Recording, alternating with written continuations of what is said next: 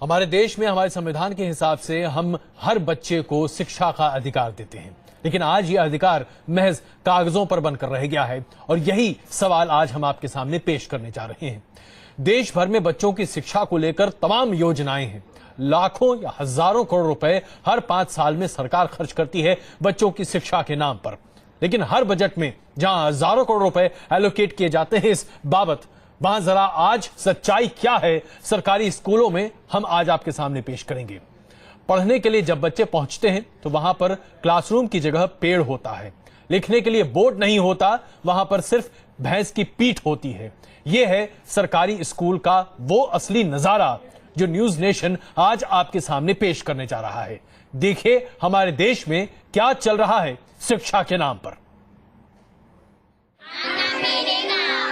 नदी किनारे गाँव है मेरा, नदी किनारे गाँव है मेरा, चुन्नू मुन्नू मुनिया खेले, चुन्नू मुन्नू मुनिया खेले, सभी लोग मिलकर रहते, सभी लोग मिलकर रहते, रहे नहीं अलगाव में, रहे नहीं अलगाव में, यहाँ न कोई हार। तस्वीरें किसी सर्कस की नहीं बल्कि बिहार के एक स्कूल की हैं। पढ़ाई के नाम पर मासूमों के साथ हो रहे खिलवाड़ की सबूत है ये तस्वीरें। बैठ के आना नाव में, नीतीश के सुशासन की कलई खोल रही हैं ये तस्वीरें। गौर से देखिए इन तस्वीरों को। कैसे जगह की कमी से जूझ रहे स्कूल में सैकड़ों छात्र ऐसे ही एक कमरे में कैद होकर पढ़ाई करते हैं। छात्रों के बैठने के लिए जगह कम पड़ती है तो उन्हें एक के ऊपर एक बिठा दिया जाता है। देखिए कैसे एक बेंच के ऊपर दूसरी बेंच रख दी गई है और इस दूसरी बेंच के नीचे बैठे बच्चे लकड़ियों के नीचे से झांकते हुए मास्टर साहब का पाठ सुन रहे हैं। बच्चों को ऐसे बैठकर पढ़ने में चोट भी लग सकती है, लेकिन किसी को इसकी रत्ती भर भी फिक्र नहीं है। नहीं, हम लोग का स्कूल नहीं बनता है, इसलिए हम लोग बेंच पे बेंच चढ़ा के हम लोग बीच में बैठते हैं। हम लोग को परेशानी भी होती है, माथा सड़ जाता है, चोट लग जाता है, हम सब माथा झुका के आते हैं तो सर भी दुखाने लगता है। ये तस्वीरें किसी पाठशाला से ज्यादा जेल जैसी लग रही हैं, लेकिन बेचारे बच्चे ऐसे हालात में पढ़ने के लिए मजबूर हैं। हम लोग पहला से पढ़ते हैं, हम लोग जब से आए स्कूल में लगता है जेल के लिए बना, लगता है कोई हमें देखने ही नहीं आता, जैसे आदमी कोई आदमी समझता ही नहीं है। हम लोग इतना दिक्कत में पढ़ते हैं और बैठने का सीट नहीं, हम लोग क्या कर सकते हैं, सरकार हम लोग को देखते नहीं है। स्कूल के क्लासरूम ही बदहाल नहीं है बल्कि बच्चों की पढ़ाई के लिए भी इंतजाम ठीक नहीं है। इन बच्चों को स्कूल प्रशासन से पढ़ने के लिए किताबें तक मुहैया नहीं कराई गई हैं। स्कूल के मुताबिक जगह और किताबों की कमी को लेकर वो कई बार शिक्षा विभाग का दरवाजा खटखटा चुके हैं, लेकिन नतीजा सिफर रहा है। कारण है कि यहाँ भवन नहीं है, बच्चों को पढ़ने में बहुत दिक्कत होती है और बच्चे जो है सो पढ़ना है उनको जरूरी, इसलिए वो आते हैं और बड़े बच्चे तो आना भी नहीं चाहते। बच्चों के इस तरह पढ़ने का मामला जब मीडिया के सामने आया तो प्रशासन की नींद खुली और अधिकारियों ने आनन फानन में कार्रवाई करने का भरोसा दिया। आपने इसको हमारे संज्ञान में लाया है, बहुत ही गंभीर बात है, जांच की जाएगी और आवश्यक व्यवस्था भी की। स्कूल की हालत ऐसी है कि यहाँ पढ़ने वाले मासूमों के साथ कभी भी कोई अनहोनी हो सकती है। शिक्षा के नाम पर हर साल केंद्र और राज्य सरकार लाखों करोड़ों का खर्चा करती है, लेकिन सियासी घोषणाओं के बाद मानो हर कोई योजनाओं को भूल जाता है और हमारे देश के भविष्य और बचपन के साथ ये शर्मनाक खिलवाड़ चलता रहता है। Team news nation. और साथ ही हम आपको बताएंगे कि इस देश में 10वीं पंचवर्षीय योजना से सर्व शिक्षा अभियान की शुरुआत हुई थी, तब 17,000 करोड़ दिए गए थे। 11वीं पंचवर्षीय आते आते 71,000 करोड़ रुपए और 12वीं पंचवर्षीय योजना में सरकार 1 लाख करोड़ से ज्यादा खर्च करेगी। स्कूलों की तस्वीर हमने आपको दिखाई। 2 खास मेहमान मेरे साथ जुड़ रहे हैं।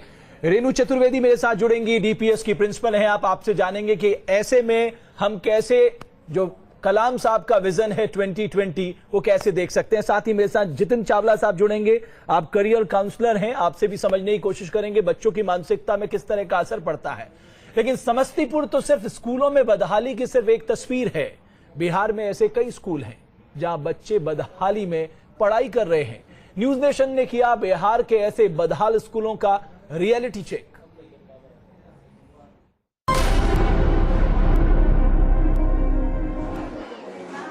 बक्सर के सरकारी स्कूल की छत ढह चुकी है और बच्चों को पढ़ाने के लिए एक अस्थायी लोहे की टीन लगा दी गई है, जिसके नीचे बच्चे बैठकर पढ़ते हैं।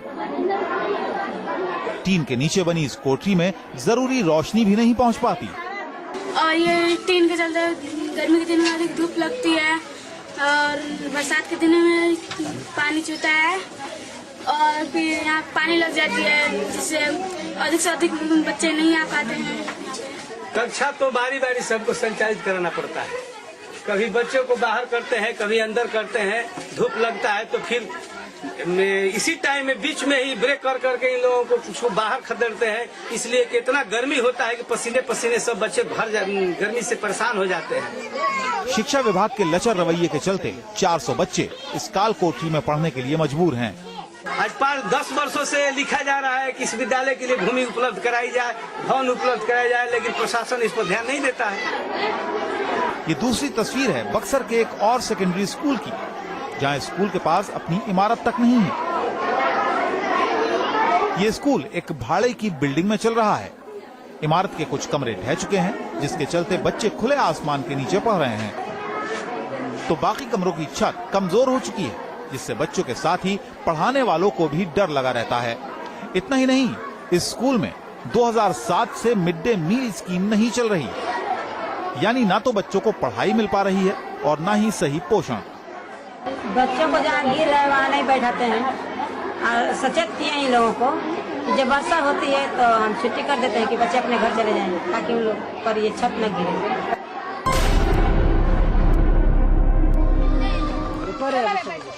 शिक्षा को लेकर बिहार सरकार कितनी संजीदा है, इसकी एक तस्वीर बिहार के जमुई में देखने को मिली। जमुई में सरकारी स्कूलों को आज तक बच्चों के स्कूल की बिल्डिंग नसीब नहीं है और यहाँ बच्चे खुले आसमान के नीचे पढ़ने को मजबूर हैं। चाहे चिलचिलाती धूप हो या मूसलाधार बरसात, इन मासूमों को स्कूल में हर दिन ऐसे ही गुजारना पड़ता है।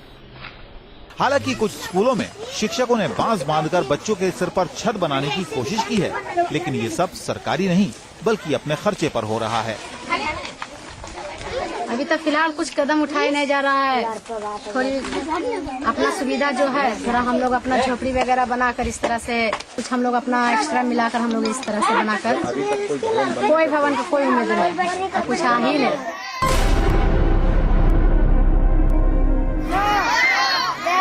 दो टीचर 300 छात्र, ये हालत है बिहार में लखीसराय के दलसिंगरा के सरकारी स्कूल की। इस स्कूल में सिर्फ 2 टीचर नियुक्त किए गए हैं और इनमें भी एक टीचर अगर बीमार पड़ जाए तो अकेले एक शिक्षक को 300 छात्रों को पढ़ाना पड़ता है। ये तो कुछ तस्वीरें हैं। बिहार के कई सरकारी स्कूल आज भी इसी बदहाली में चल रहे हैं और सरकारी स्कूलों में शिक्षा की व्यवस्था तकरीबन चरमरा चुकी है। Team news nation. 65 साल की आजादी के बाद ये है हमारे देश में शिक्षा की तस्वीर, जहां पर हम बच्चों को इस तरह से शिक्षा दे रहे हैं। ये तमाम सरकारी स्कूल हैं जो हर राज्य में हैं। हमने अभी आपके सामने सिर्फ बिहार की तस्वीर पेश की है, उत्तर प्रदेश और अन्य राज्यों की तस्वीरें भी आपके सामने हम पेश करेंगे। इस वक्त हमारे साथ रेणु जी और जतिन जी हमारे साथ मौजूद हैं।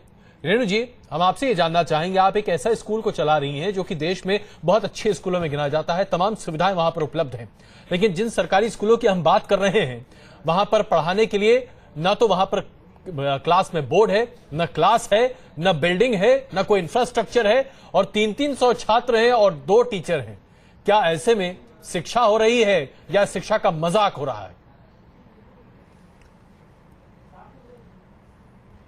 जी देखिए, शिक्षा बच्चों का मूल अधिकार है, इसमें कोई शक नहीं है कि राइट टू एजुकेशन का जो नारा सब जगह लग रहा है उसकी आवाज हर जगह पहुंची होगी। जो पिक्चर जी देखिए, शिक्षा बच्चों का मूल अधिकार है, इसमें कोई शक नहीं है कि राइट टू एजुकेशन का जो नारा सब जगह लग रहा है उसकी आवाज हर जगह पहुंची होगी। जो पिक्चर अभी आपने दिखाई है बिहार के स्कूलों की, बहुत दयनीय है, लेकिन मैं सोचती हूँ जब इतना बुरा हाल है तो हम क्यों ना बहुत पीछे चले जाएं गुरुकुल की तरफ। ना वहाँ पे यहाँ आलीशान बिल्डिंग होती थी, ना स्मार्ट क्लासेस होती थी, गुरु होता था, पेड़ों की छांव होती थी।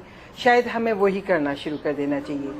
शिक्षा कोई सुविधाओं से भरीपूर बिल्डिंग की मोहताज नहीं है जी।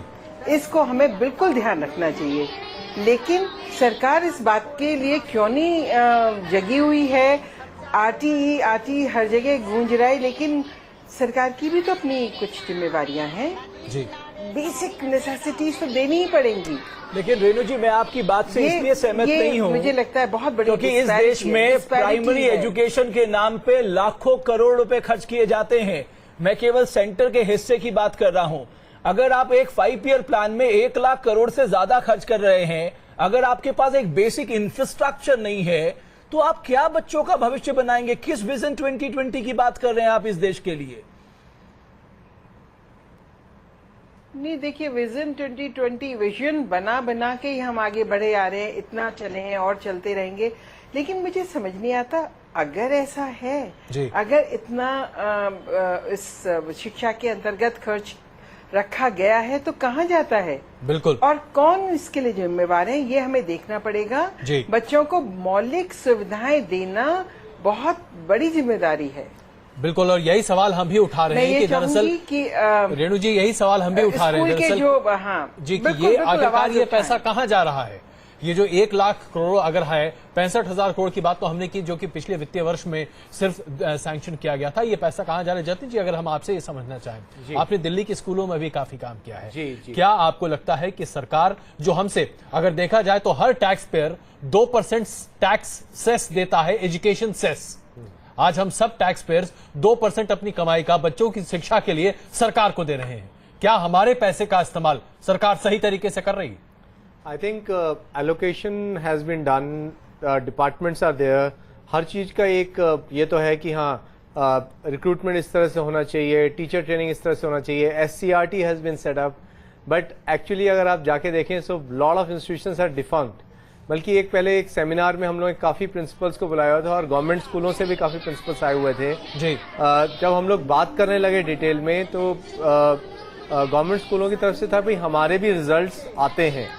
तो रिजल्ट्स तो आते हैं, लेकिन देयर इज टिल 10th तो खूब सारा मैनिपुलेशन इंटरनली चल रहा है। 12th में जैसे ही बोर्ड में आया, अब कहाँ पर है? क्या ये गवर्नमेंट स्कूल का बच्चा दिल्ली यूनिवर्सिटी में ड्रीम कर सकता है एडमिशन लेने के लिए? और कितने गवर्नमेंट स्कूल के बच्चों ने एक्चुअली में लिया? क्या कोई ऐसी एनालिसिस है?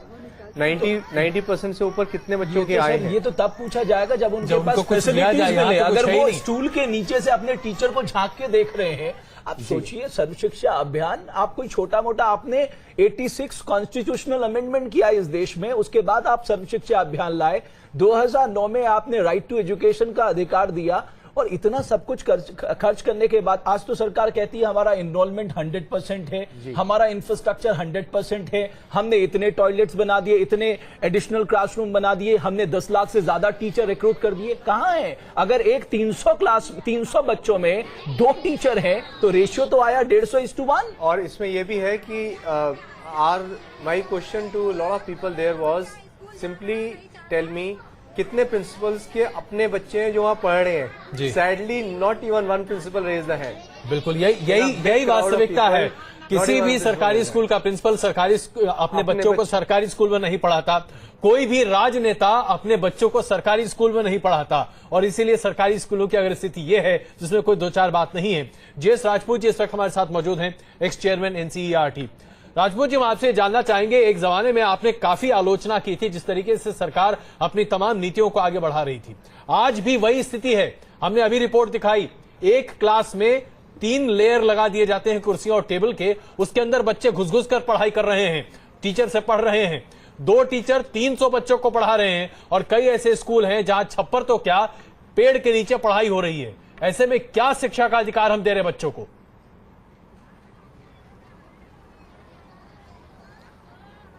मैंने केवल आलोचना ही नहीं की है, मैंने रास्ते भी बताने की कोशिश की है हमेशा जी। लेकिन अभी जो बात आप कर रहे थे जी, उसको मैं दूसरे ढंग से कहता हूँ।